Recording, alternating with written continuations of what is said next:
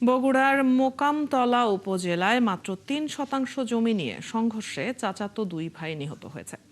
সোমবার সকাল 8:30টার দিকে উপজেলার লক্ষ্মীপুর এলাকায় এই ঘটনা ঘটে। পুলিশ ও এলাকাবাসী জানায়, জমি নিয়ে দুই পক্ষের মধ্যে দীর্ঘদিন ধরে উত্তেজনা চলছিল। এরই জেরে সকালে উভয় পক্ষ সংঘর্ষে জড়ায়। এক পর্যায়ে ধারালো অস্ত্রের আঘাতে আহত হন ইয়াসিন আলী ও সুমন মোল্লা। ঘটনাস্থলেই ইয়াসিনের মৃত্যু হয়। পরে আহত অবস্থায় সুমনকে হাসপাতালে নেওয়া হলে তিনিও মারা যান। ঘটনার পর এলাকায় উত্তেজনা ছড়িয়ে পড়লে পুলিশ পরিস্থিতি নিয়ন্ত্রণে আনে। এ ঘটনায় জড়িত সন্দেহে একজনকে আটক করা হয়েছে। যারা আক্রমণ করেছে তারা হলো রেজাউল এবং রেজাউলের ছেলে। আমরা তাদেরকে একজনকে হেফাজতে নিয়েছি। যেহেতু মামলা হয় নাই, মামলা হইলে আমরা তাকে গ্রেপ্তার দেখাবো।